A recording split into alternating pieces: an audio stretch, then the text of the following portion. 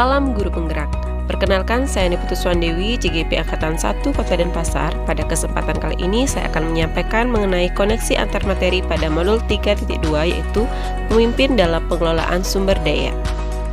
Pemimpin dalam pengelolaan sumber daya dapat menggunakan pendekatan berbasis aset, merupakan pendekatan yang berfokus pada kekuatan yang dimiliki atau aset untuk melaksanakan suatu rencana pelaksanaan program, sehingga kelemahan-kelemahan yang ada menjadi tidak relevan. Pengelolaan sumber daya dapat dilakukan dengan menemukan dan mengenali hal-hal positif dalam kehidupan berdasarkan pendekatan berbasis aset. Yang pertama adalah fokus pada aset atau kekuatan yang dimiliki. Yang kedua, berpikir sukses yang telah diraih. Yang ketiga, mengorganisasikan kompetensi sumber daya. Dan yang keempat adalah merancang rencana berdasarkan visi dan kekuatan. Selanjutnya adalah hubungan modul 3.2 dengan materi sebelumnya pada modul Guru Penggerak. Modul 1.1 berkenaan dengan pemikiran filosofis Ki Hajar Dewantara yang memandang setiap anak itu memiliki keunikan, dan tugas guru hanyalah sebagai penuntun dalam tumbuh kembang anak sesuai kodratnya, sehingga anak menemukan kemerdekaan dalam belajar. Dalam hal ini, keunikan setiap anak merupakan potensi yang berbeda dan dapat menjadi aset dalam pengelolaan sumber daya. Selanjutnya adalah kaitannya dengan modul 1.2, yaitu nilai-nilai guru penggerak seperti mandiri, inovatif, kolaboratif, berpusat pada siswa, dan reflektif. Nilai-nilai guru penggerak tersebut sangat dibutuhkan dalam mengoptimalkan pengelolaan sumber daya berbasis aset.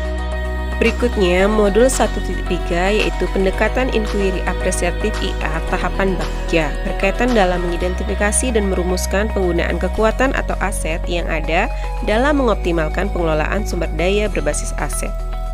Selanjutnya, kaitannya dengan modul 1.4, yaitu budaya positif sekolah. Melalui pemetaan aset sekolah dengan pendekatan berbasis aset, yakni fokus pada aset atau kekuatan yang dimiliki untuk menciptakan budaya positif sekolah. Selanjutnya adalah kaitannya dengan modul 2.1, yaitu pembelajaran berdiferensiasi yang didasarkan oleh perbedaan. Seorang pemimpin memetakan kekuatan atau potensi berbasis aset untuk menghadirkan pembelajaran berdiferensiasi karena setiap siswa itu memiliki kebutuhan belajar yang berbeda. Selanjutnya untuk modul 2.2, yaitu kompetensi sosial emosional, pemetaan aset atau kekuatan di sekolah dengan pendekatan berbasis aset dapat pula didukung dengan pengembangan kompetensi sosial emosional seperti kesadaran diri, pengelolaan diri, keterampilan sosial, kesadaran sosial empati, dan pengambilan keputusan yang bertanggung jawab sehingga dapat menciptakan well-being siswa. Berikutnya kaitannya dengan modul 2.3, yaitu coaching.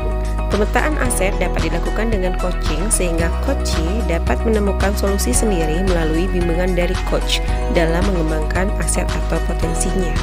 Terakhir kaitannya dengan modul 3.1, yaitu pemimpin dalam pengambilan keputusan yang bertanggung jawab, berkaitan dalam pemetaan berbasis aset karena ketika melakukan pemetaan atau pengelolaan sumber daya berbasis aset terkadang muncul atau dihadapkan pada dilema etika. Sehingga melalui penerapan 3 prinsip, 4 paradigma, dan 9 langkah pengambilan keputusan dapat dilakukan pemetaan aset secara optimal. Mindset sebelum dan sesudah mempelajari modul 3.2. Sebelum mempelajari modul 3.2, mindset selalu berfokus pada masalah yang dihadapi dan berupaya mencari solusi, bahkan meminta bantuan dari pihak lain sehingga mengabaikan aset yang dimiliki.